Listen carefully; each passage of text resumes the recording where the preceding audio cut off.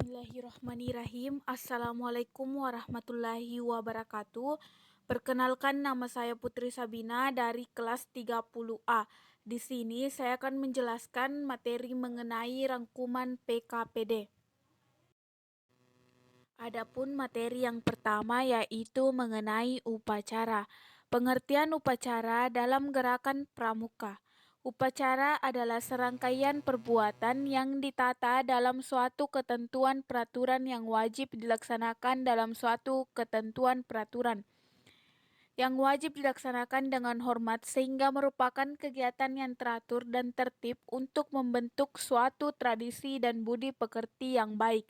Upacara dalam gerakan pramuka untuk meningkatkan kedisiplinan dan jiwa kepemimpinan anggota pramuka. Manfaat dan tujuan upacara. Tujuan upacara yaitu yang pertama memperkuat persatuan dan kesatuan bangsa dan negara Kesatuan Republik Indonesia. Yang kedua membiasakan bersikap tertib dan disiplin. Yang ketiga meningkatkan kemampuan memimpin. Yang keempat membiasakan kekompakan dan kerjasama. Yang kelima menumbuhkan rasa tanggung jawab. Yang keenam, mempertebal semangat kebangsaan dan cinta tanah air. Adapun manfaat upacara yaitu menunjukkan rasa satu disiplin, nasionalisme, dan cinta tanah air. Jenis-jenis upacara dalam gerakan pramuka. Yang pertama, upacara umum, yaitu upacara yang dilakukan sesuai dengan aturan yang berlaku seperti upacara setiap hari Senin.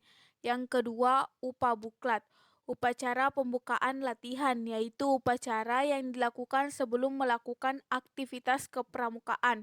Yang ketiga, upatuplat, upacara penutupan latihan, yaitu upacara yang dilaksanakan dalam mengakhiri kegiatan kepramukaan.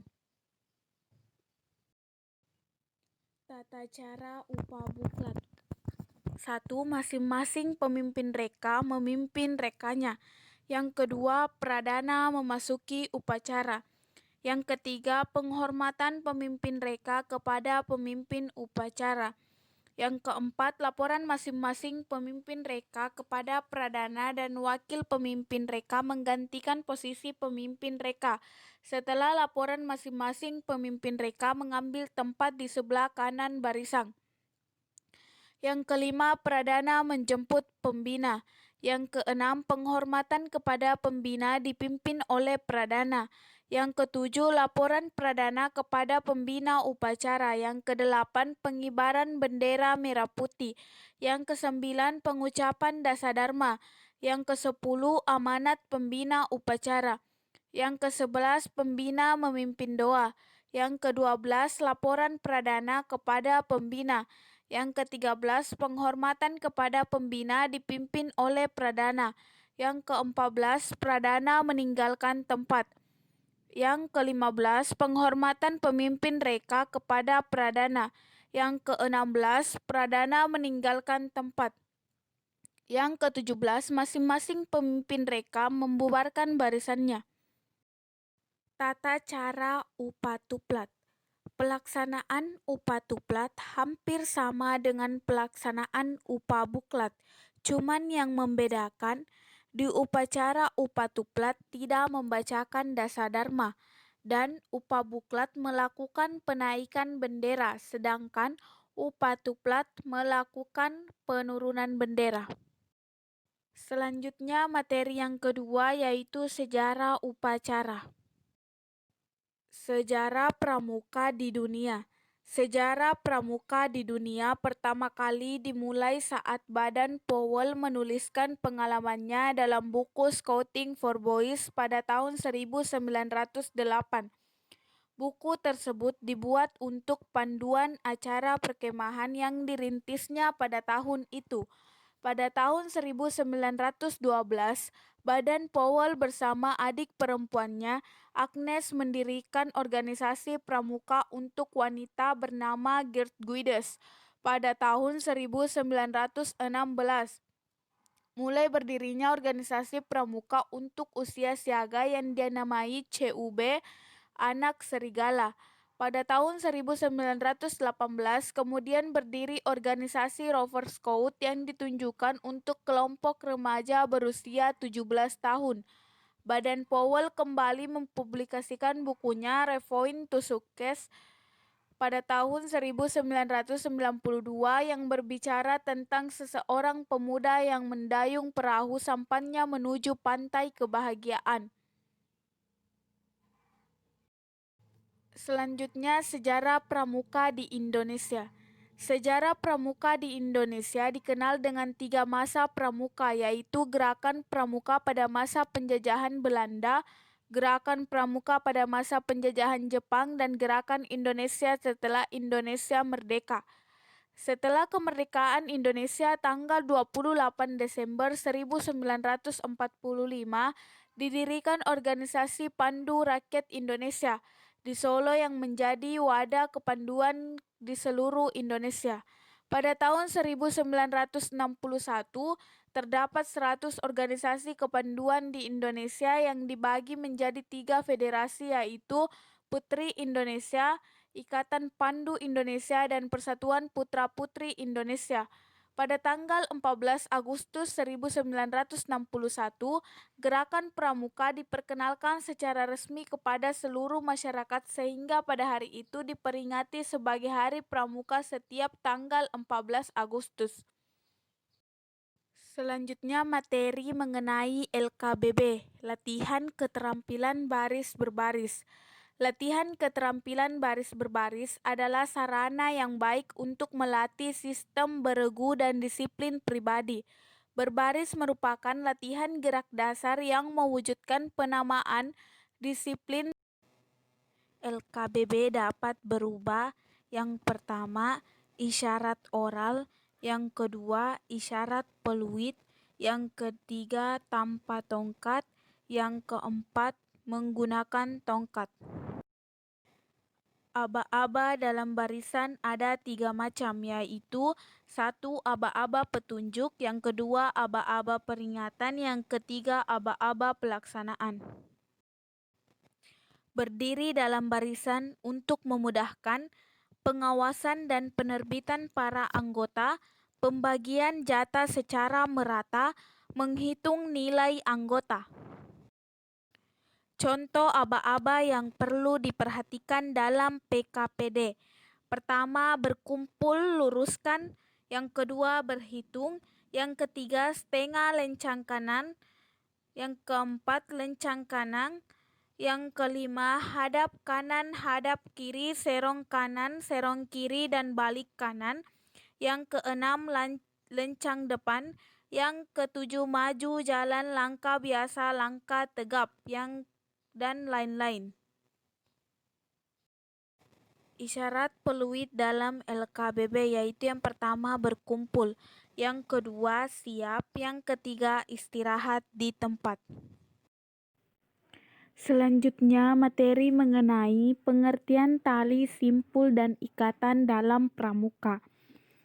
Tali adalah benda yang biasanya digunakan sebagai alat dalam simpul atau ikatan. Simpul adalah kombinasi ikatan antara satu tali dengan tali lainnya. Ikatan adalah hubungan antara satu tali atau lebih pada sebuah benda seperti kayu, balok, dan sejenisnya untuk mengikat benda tersebut. Fungsi tali temali. Tali temali atau pioneering dalam pramuka sendiri biasanya digunakan untuk menyatukan 2 tongkat atau lebih dalam satu ikatan. Simpul tali dengan memanfaatkan kegunaan tersebut, ada banyak karya atau benda yang lebih berguna yang biasa diciptakan dari kreativitas antara tali dengan tongkat tersebut. Salah satu contohnya adalah membuat tenda, membuat tandu untuk orang sakit, membuat jembatan kecil, mengikat tiang, dan masih banyak yang lainnya. Macam-macam simpul yaitu, yang pertama simpul ujung tali. Gunanya agar tali pintalan pada ujung tali tidak mudah lepas. Yang kedua, simpul mati. Gunanya untuk menyambungkan 2 utas tali yang sama besar dan tidak licin. Yang ketiga, simpul anyam. Gunanya untuk menyambungkan dua utas tali yang tidak sama besarnya dan dalam keadaan kering. Yang keempat, simpul anyam berganda. Gunanya untuk menyambungkan dua utas tali yang tidak sama besarnya dan dalam keadaan basah. Yang kelima, simpul erat. Gunanya untuk memendakkan tali tanpa pemotongan. Yang keenam, simpul kembar. Gunanya untuk menyambungkan dua utas tali yang sama besarnya dan dalam keadaan licin. Yang ketujuh, simpul kursi.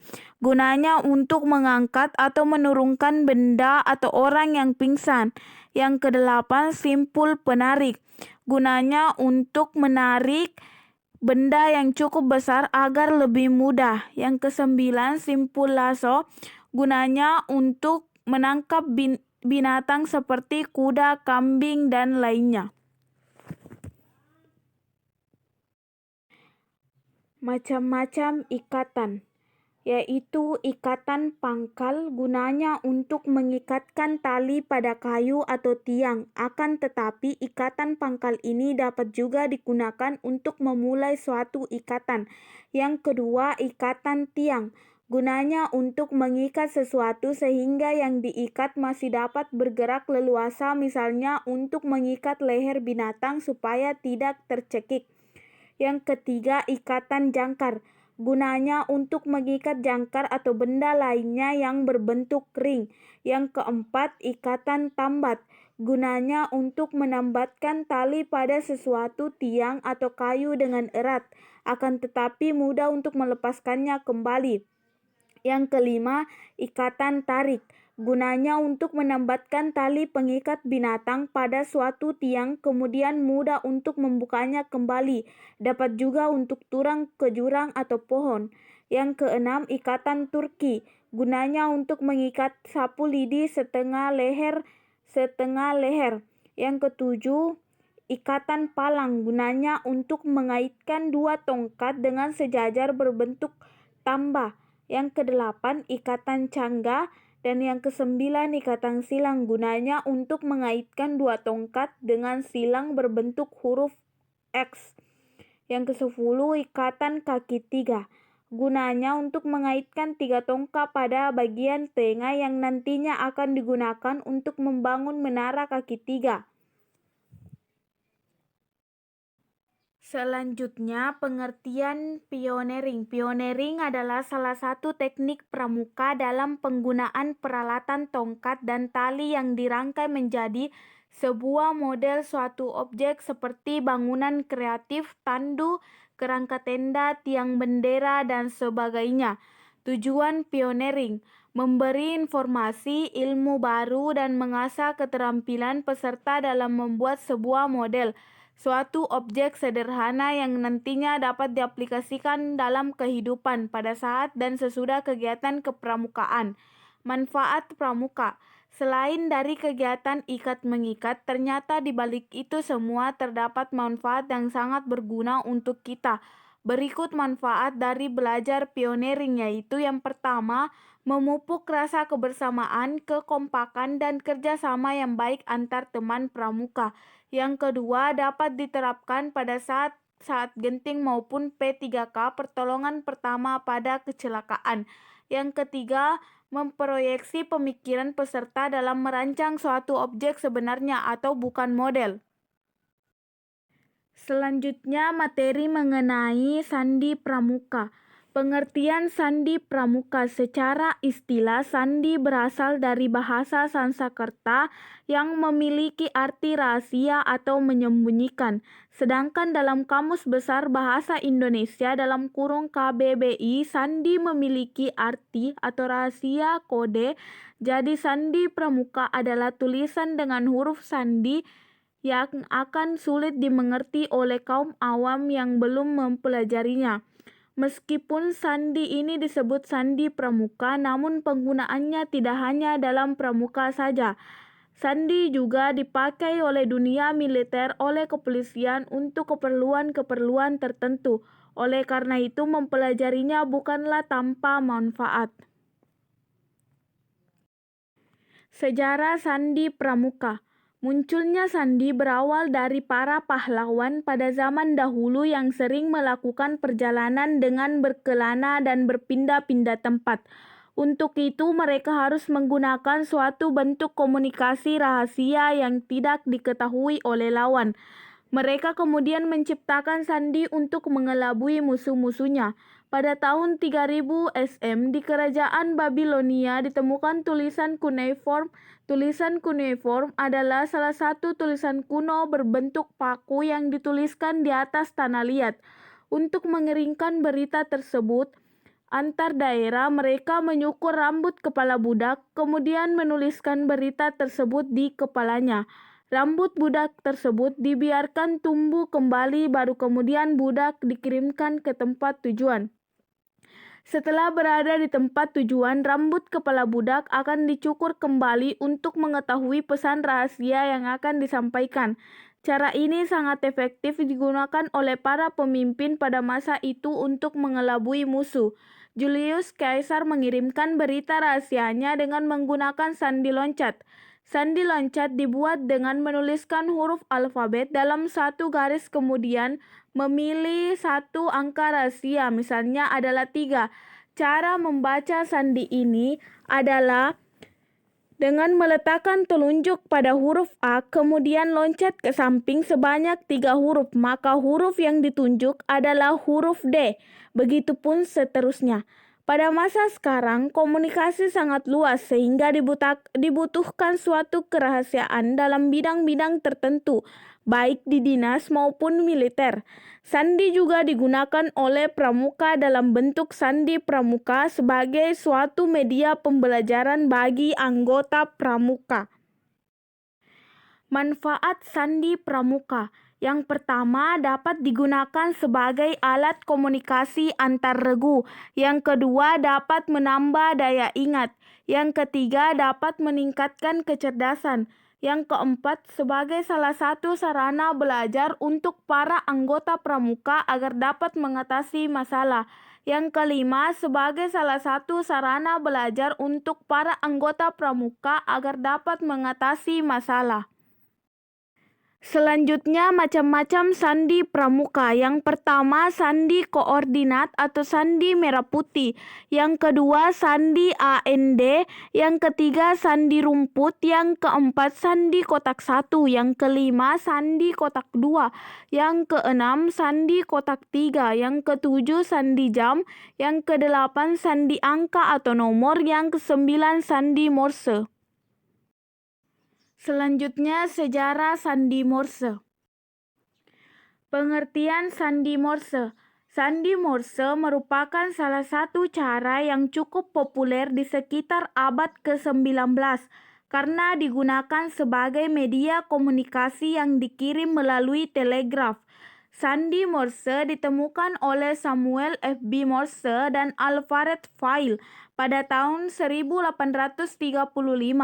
Dalam sandi ini, setiap huruf dan angka diganti dengan titik dan garis yang berbeda-beda pada zaman dulu. Kode Morse disampaikan menggunakan alat khusus dan dikirim dengan teknologi radio CW. Sandi Morse merupakan suatu sandi yang menerapkan sebuah sistem representasi huruf dan angka serta tanda baca dan sinyal dengan menggunakan simbol titik dan garis yang disusun sebagai karakter tertentu. Penggunaan dari penyampaian sandi Morse dapat dilakukan dengan beberapa cara, diantaranya adalah yang pertama menggunakan suara atau peluit, yang kedua menggunakan simbol, yang ketiga menggunakan ketukan jari, yang keempat menggunakan sinar atau dengan sinar lampu, yang kelima menggunakan gerak, yang keenam menggunakan tulisan, yang ketujuh menggunakan denyut listrik, yang kedelapan menggunakan cermin. Selanjutnya, manfaat dari sandi Morse yaitu sebagai sarana komunikasi, menyampaikan pesan rahasia, digunakan dalam telegraf dan digunakan dalam kegiatan pramuka. Selanjutnya, materi mengenai semapor. Pengertian semapor. Semapor adalah suatu cara untuk mengirim dan menerima berita dengan menggunakan bendera, dayung, batang, tangan kosong, atau sarung tangan. Informasi yang didapat melalui penilaian bendera atau tangan, namun kini yang umumnya digunakan adalah bendera, yang dinamakan bendera semapur. Pengiriman sandi melalui bendera semapur ini menggunakan dua bendera yang masing-masing berukuran 45 cm dikali 45 cm. Bentuk bendera yang persegi merupakan penggabungan dua buah segitiga sama kaki yang berbeda warna. Warna yang digunakan sebenarnya bisa bermacam-macam, namun yang lazim digunakan adalah warna merah dan kuning, di mana letak warna merah selalu berada dekat tangkai bendera. Pada awal abad ke-19, semapur digunakan dalam komunikasi kelautan. Semapur merupakan salah satu bentuk pernyataan menggunakan bendera yang lazim digunakan ketika Perang di Sipil Amerika Serikat. Ketika itu, bendera yang digunakan warna putih dan oranye, serta hanya terdiri dari suatu bendera saja. Orang yang ditugaskan untuk melakukan persyaratan bendera biasanya berdiri di sebuah tempat yang tinggi atau di lantai yang tinggi sekitar 2-3 meter dari permukaan tanah. Materi selanjutnya adalah menaksir. Menaksir dalam pramuka. Menaksir dalam kepramukaan adalah memperkirakan perkiraan ngira tinggi suatu benda atau pohon, lebar sebuah jalan, dan lebar sebuah sungai, jarak perjalanan, dan keadaan cuaca di sekitar kegiatan pramuka. Bahkan menaksir juga digunakan sebagai taksiran berat sebuah benda. Tetapi ada salah satu cara yang dapat digunakan sebagai acuan untuk menghitung suatu benda, yaitu dengan bagian tubuh kita sendiri, sehingga akan terbit sebuah ukuran yang akan digunakan untuk menaksir beberapa dua benda. Berikut ukuran-ukuran yang bisa digunakan untuk menaksir adalah ukuran jempol tangan, panjang dari ujung jempol sampai dengan ujung telunjuk, panjang dari ujung jempol hingga ujung kelingking, ukuran anggota tubuh lain, ukuran lebar tangan, panjang tangan ketika direntangkan, panjang lengan kaki, panjang rambut, tinggi badan, dan berat badan. Bagian-bagian menaksir. Yang pertama, menaksir diri sendiri. Persendian yang paling ujung jari tengah atau jempol adalah 1 inci. Jarak antara jempol dan telunjuk adalah 8 inci. Jarak antara jari jempol dan kelingking adalah 9 inci, dan pergelangan tangan ke siku dan juga kaki panjang 10 inci. Dari siku-siku ke ujung jari telunjuk panjangnya 17 inci, dari tengah-tengah tempurung lutut ke tanah jaraknya 18 inci. Kedua tangan diluruskan ke samping dari ujung jari sampai ke ujung jari lainnya disebut dengan fadem, sama dengan tinggi badan kita. Denyut darah pada pergelangan tangan polos kira-kira ada 75 kali per menit. Yang kedua, menaksir jarak dalam pramuka. 1 langkah biasanya jaraknya adalah kurang lebih 2/4 kaki.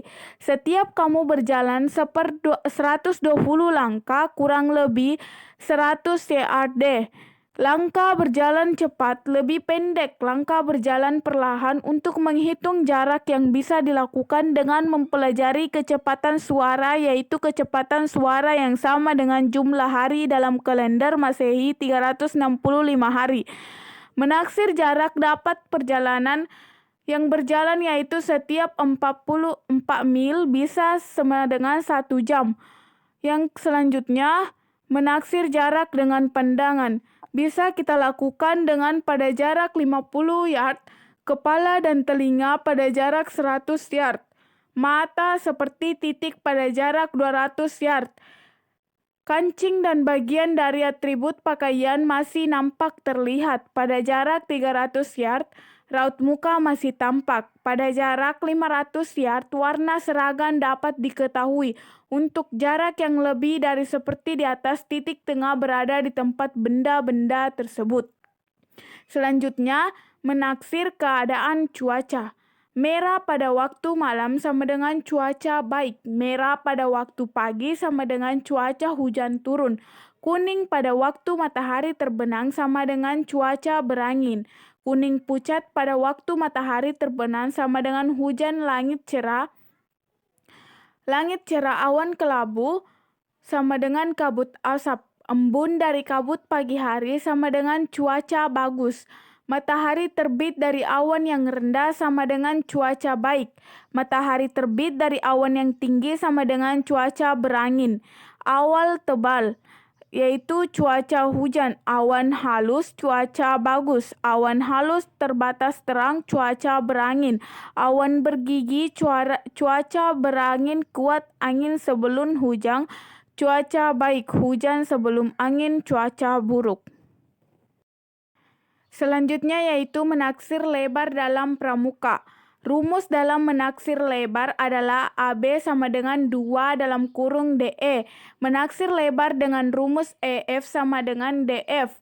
Masih banyak cara lain untuk mengukur lebar sungai dengan mempergunakan perbandingan ilmu ukur yang lain. Misalnya, kalau sungai itu tidak terlalu lebar, lemparkan sebuah batu yang diikat pada seutas tali. Lalu Anda tarik tali itu hingga batu tadi terletak di tepi sungai yang ada di seberang. Berilah tanda tali yang ada di tangan kita yang terletak di tepi sungai itu. Jarak dari tanda hingga ke batu merupakan lebar sungai yang diamati. Silahkan kamu jaga tali itu agar tetap lurus dan jangan sampai miring.